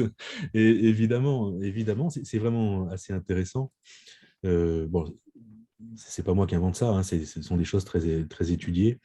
Et évidemment, donc, le couple existe en tant que tel, n'est-ce pas? Il y a l'homme, la femme, ou bien les deux conjoints, mais il y a aussi le couple qui est une entité, en fait, en psychologie. Et quand arrive l'enfant, évidemment, il y a toute une recomposition. Bon, forcément, la femme est plus touchée par cette recomposition, et donc le mari le ressent plus fortement. Et je crois on a tellement de films qui racontent ça, tellement de livres qui racontent la difficulté du mari à retrouver une place au sein de la famille. Mais là, je ne peux pas vous dire autre chose que c'est très, très évoqué dans le cas des couples franco-japonais, avec des détails que vous connaissez tous. Par exemple, cette pratique qu'a la mère de dormir avec son enfant, hein, y compris jusqu'à des âges assez avancés. Enfin, moi, je connais des exemples où, jusqu'à la fin du collège, la maman dort avec les enfants et donc ne dort plus avec le père, ce qui ne me semble pas une pratique très attestée en France. En France, on aura plutôt tendance, n'est-ce pas, à avoir la suite la suite parentale, enfin, la chambre conjugale, et puis les enfants qui en sortent. Là, finalement, la femme sort de la chambre conjugale pour aller vivre avec dormir avec les enfants, ce qui s'explique pour plein de raisons, y compris celle de ne pas déranger les voisins quand l'enfant pleure et donc de s'occuper de l'enfant pour pas qu'il fasse du bruit, comme ça a été dit plusieurs fois. Mais oui, il y a quand même des pratiques un peu plus spécifiquement japonaises, on pourrait dire. D'accord, merci. Je continue. Au-delà des problèmes que rencontre le couple mixte, quand il y a des enfants, ça se complique. Il semblerait que l'école japonaise ne remplit pas sa fonction sociale d'intégration. Donc, la personne qui pose la question est psychothérapeute et reçoit plusieurs partenaires et couples et ou enfants biculturels et est très surprise par le nombre d'enfants victimes de discrimination ou harcèlement. Tous sont touchés. Les professeurs, avant même les enfants, semblent très intolérants. Est-ce que c'est selon vous une réalité? Est-ce que vous avez connaissance d'actions pour mieux intégrer les enfants franco-japonais et plus largement les enfants issus de familles biculturelles? C'est une question un petit peu compliquée. Merci beaucoup. J'aimerais beaucoup parler avec vous de vos connaissances parce que là, vous avez des informations qui sont passionnantes. Alors, sur cette question du métissage et de la discrimination, oui, ça apparaît dans un certain nombre de... Je l'ai écrit dans le livret, je n'en ai pas parlé aujourd'hui parce que je ne pouvais pas parler de tout, mais c'est une évidence. Donc, quand on est au Japon, on est soumis, les enfants binationaux sont soumis à des discriminations qu'ils ne connaissent pas forcément en France, même si en France, il ne faut pas se tromper. En ce moment, il y a un mouvement contre, bon, ça a encore augmenté avec le Covid, mais contre les Asiatiques, par exemple, vous en avez sûrement entendu parler. Et moi je vois dans mes amphis des gestes discriminatoires vis-à-vis des jeunes binationaux et franco-japonais aussi, hein.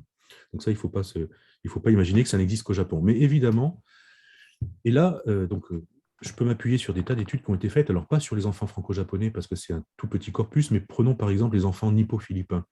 300, je crois qu'ils sont plus de 300 000, hein, plus de 300 000 métis, donc le plus généralement mère philippine, père japonais. Si ces questions vous intéressent, il y a eu un projet d'enfants binationaux qui sont mis ensemble pour essayer d'expliquer leur situation, et ça s'appelle le Half Projecto, donc half c'est half, moitié. Il y a eu un documentaire, un film qui a été fait, je vous le conseille, c'est vraiment passionnant. En fait, le marqueur de discrimination, c'est l'apparence. Un enfant nippo-philippin qui ressemble à un japonais, il va arriver à passer comme ça. Un enfant qui réellement, physiquement, a la marque d'une différence, va forcément être discriminé. Et on a beau dire, par exemple, le métis,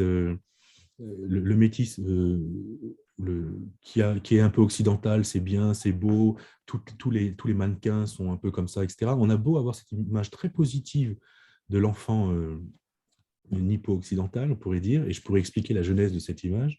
En réalité, oui, ils sont soumis à une discrimination à l'école, dans la société, au coin de la rue, au travail, et y compris au sein des familles. C'est-à-dire que les grands-parents pourront dire « Ah, mais si tu ne sais pas ça, c'est parce que ta mère est française, par exemple, ou ton père est français. » Donc oui, ils sont sans arrêt soumis à leurs différences.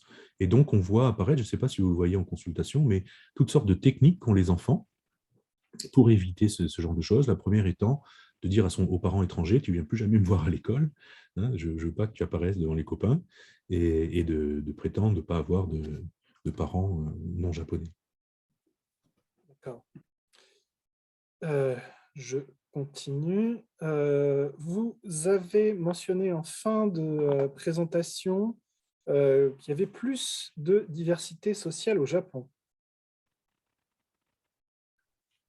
Oui, Ça a étonné. oui. Je peux comprendre pourquoi ça a étonné. C'est vrai que pendant toutes les années de la haute croissance et à la fin des années de la haute croissance, donc on va dire jusqu'à 90, la conscience d'appartenir à la classe moyenne au Japon était 95% des Japonais disaient j'appartiens à la classe moyenne, etc. Mais ça a volé en éclats, hein, aujourd'hui. Les différentes crises, ce qu'on appelle l'immense choc, donc la crise des subprimes, etc., a vraiment changé la chose. Et aujourd'hui, je pense que les Japonais ont réellement la conscience d'appartenir à une société qu'on appelle kaksa shakai, de différence sociale, est très forte. Et quand je parlais de diversité, je veux parler aussi bien de la diversité en fonction du revenu que de la diversité régionale, culturelle régionale. Il y a d'immenses différences selon qu'on habite dans le Kansai, dans le Kanto, dans le Tohoku, selon qu'on habite dans un village de pêcheurs. Vraiment, ça, j'en suis convaincu, et tous les statistiques le montrent. Ça peut être sur les violences domestiques, quel que soit le sujet qu'on choisisse, il y a vraiment de grandes différences en fonction des régions. Donc le Japon n'est pas du tout un tout homogène comme on pourrait le croire quand on vit à Tokyo. Alors, je continue.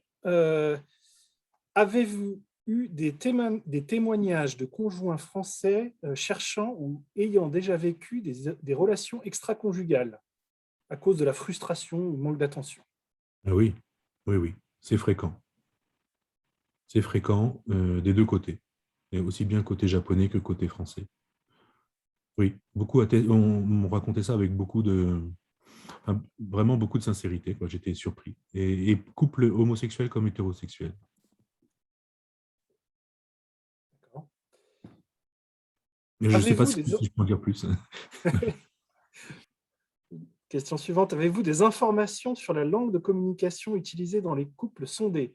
Une langue, deux langues? Est-ce que c'est une source de conflit ou de frustration? Oui, c'est une bonne question. Je n'ai pas évoqué. C'est dommage parce qu'en fait, ça revient beaucoup dans les entretiens. Donc, alors, un certain nombre vont dire c'est bien d'avoir une troisième langue. Ils vont mettre en avant une troisième langue pour éviter justement une relation de domination, par exemple. Bon, ma femme parle très bien français. Pardon, pas ma femme. On me dit ma femme parle très bien français. Mais en fait, quand il y a dispute, évidemment, elle se retrouve démunie, elle ne va pas aussi vite, etc. Et l'inverse est vrai. J'ai beau bien me débrouiller en japonais, quand il y a conflit, elle va mettre en avant tout ce que je ne sais pas faire, tout ce que je ne sais pas dire. Et donc, un certain nombre de couples me disent, le conseil à donner, c'est de parler dans une troisième langue qui est neutre pour les deux et qui permet des relations apaisées. Je vous livre ce conseil. Je ne sais pas si ça marche longtemps. Je ne sais pas si... Mais en tout cas, c'est ce qui est évoqué. D'autres couples disent parler... Alors, ensuite, il y a des gens qui sont bilingues, qui ont voulu l'affirmer en répondant dans la langue de l'autre à l'entretien, etc. Donc, bilingue, je ne sais pas ce que ça veut dire, mais en tout cas, qui maîtrisent très bien la langue de l'autre. Évidemment, ça évite beaucoup de conflits. Mais d'abord, j'ai deux types de témoignages. Des gens qui disent parler parfaitement japonais ne fait pas en sorte qu'on comprenne bien le Japon. Il y a des gens qui ont l'impression de parler japonais, mais qui avouent quand même avoir du mal à lire les comportements. Moi, je suis un peu étonné parce que je pense que la langue aide un peu. Et il y a des gens qui disent oui, de parler, je parle très bien japonais, aucun japonais me dit je parle très bien français. Je pense que pourtant, ils parlent très bien, beaucoup mieux que nous-mêmes japonais. Mais... Oui, je parle très bien japonais et c'est très utile par rapport à la belle famille pour éviter des conflits, pour expliquer les choses, pour avoir une relation de qualité avec la belle famille. Par contre, quand les choses deviennent vraiment compliquées, ça aide plus. Donc, je vous le livre aussi. Donc, évidemment, comprendre la langue de l'autre est un moyen de tisser des liens plus forts, en particulier vis-à-vis des familles, pas forcément au sein du couple, mais ce n'est pas la solution miracle pour faire en sorte que ça marche mieux. D'accord, merci. Bon, une question un petit peu difficile et d'actualité. On parle beaucoup d'enlèvement d'enfants au Japon par un parent au moment de la séparation du couple. Est-ce que c'est quelque chose qui a été beaucoup médiatisé à l'étranger récemment? Comment ce phénomène est perçu au Japon, notamment par les couples japonais-japonais? Ou est-ce que c'est vu quelque chose de normal, une sorte de fatalité? Est-ce que c'est une situation anormale à laquelle il faudrait travailler pour mettre un terme aux abus? Alors, je ne sais pas si vous êtes la bonne personne pour répondre à une question comme celle-là. Je ne suis pas la bonne personne. Je vais dire juste une D'accord. chose et après je laisse volontiers la parole à mes deux collègues. Une première chose peut-être pour répondre. Comme vous le savez, la plupart des divorces au Japon se passent par... Ah voilà, j'ai oublié. Donc à l'amiable, peut-être plus de 95%, en tout cas, c'était quelque chose comme ça. Et il n'y a pas de décision de justice sur la garde des enfants, n'est-ce pas? On signe une case, est-ce que vous êtes mis d'accord? Oui, non, c'est tout. Et dans la plupart des cas, il y a un seul des conjoints garde les enfants. Je parle des couples japonais. Hein. Et dans la plupart des cas, c'est la femme. Et donc, il y a quand même une pratique qui ne tient pas au couple mixte, qui est une pratique beaucoup plus large dans la société japonaise, que le divorce implique une séparation totale de l'un des conjoints avec le reste de la famille.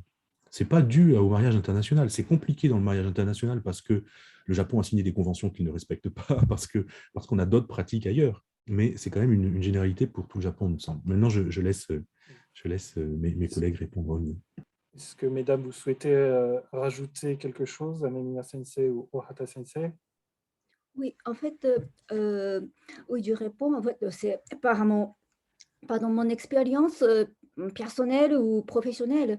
En fait, au départ, hein, comme Jean-Michel a déjà évoqué que sur la loi japonaise, le droit de la famille, c'est après le divorce, un des couples, où je parle de couple japonais, hein, couple japonais, un des parents doit prendre exclusivement l'autorité parentale. Ça, déjà ça, donc dans la tête des couples japonais et hommes et femmes, ils pensent que après le divorce, un de nous deux doit prendre exclusivement l'autorité parentale et pour les plupart des cas, c'est la femme. Et là, donc, je ne pense pas que tout le monde pense que c'est normal que la femme s'occupe seulement de l'enfant après le divorce, même pendant le mariage. On ne peut pas dire que c'est normal, mais après le divorce, la plupart des femmes, pardon, la plupart des hommes japonais pensent que c'est un peu, il faut renoncer le droit de s'occuper d'enfants autant que les femmes. Et en même temps, comme Jean-Michel a indiqué tout à l'heure, on a les Japonais, on a plus ou moins, beaucoup de Japonais pensent toujours le travail, la société, oui, travail dehors, c'est le rôle des hommes. Après, tout ce qui se concerne la famille, le mariage, le divorce, les enfants, le ménagère, tout ça, c'est le rôle de femme. Donc, c'est ça la différence. Et là, mais par contre, il y a des mouvements sociaux et politiques aux côtés des pères, bien sûr. Il y a des manifestations de demander le droit de visite après le divorce, parce qu'il y a beaucoup de femmes, mères japonaises, qui prennent les enfants de son côté après le divorce. Après, des fois, ils empêchent plus ou moins empêcher les enfants voir son père après le divorce, etc. Donc, il y a une sorte de mouvement social, bien sûr. Donc, je pense que ça va changer. D'accord, Du tout. merci. Une autre question, est-ce que vous comptez faire cette même étude avec des couples franco-japonais vivant en France afin de comparer les résultats? Alors, il y en a qui ont répondu et qui vivent en France, hein, mais ce n'est pas du tout la majorité, en effet. Ça m'intéresserait beaucoup de le faire. Ça m'intéressait de le faire aussi en prenant un peu plus de temps et en interviewant plus longuement beaucoup de personnes. Mais je ne suis pas sûr qu'il y ait un enjeu. Là, pour le lait, il y avait réellement un enjeu au Japon. Est-ce qu'il y a un enjeu en France? C'est moins évident. Donc, si on me fait la demande, je le ferai. Merci. Alors, j'ai ensuite toute une série de messages de remerciements sur la qualité de votre intervention. Je me joins à ces messages, c'était vraiment, vraiment passionnant. Je note aussi que un ancien élève à vous, donc, ma femme japonaise et moi-même avons été vos étudiants. C'est un plaisir de vous revoir. Je transmets le message. Grand merci pour cette présentation. Merci pour un exposé passionnant. Donc, je crois que l'essentiel est dit. On avait initialement prévu de tenir jusqu'à 8h30, 20h30 heure japonaise. Il est 20h32. Je vérifie si j'ai bien lu toutes les questions. S'il n'y a pas d'autres questions, je vais clore cette passionnante exposé. Je vais vous rappeler à tous que Français du Monde ADFE va organiser une deuxième conférence sur une approche plus juridique le 10 décembre. Je vais aussi vous rappeler qu'on devrait pouvoir se retrouver en présentiel à Tokyo le 13 décembre pour une intervention sur la politique japonaise par Karine Nishimura. Et François Roussel me rappelle dans le chat que vous pouvez acheter le livre sur la bouquinerie solidaire. On pourra éventuellement, pour ceux que ça intéresse, rappeler le lien pour acheter directement le livre. Et puis, contactez-nous si jamais vous souhaitez acquérir le livret, vous êtes en France, on trouvera un moyen pour vous le faire parvenir. En tout cas, merci beaucoup, merci à tous, et puis une prochaine fois. Merci. Au revoir. Merci à tout le monde.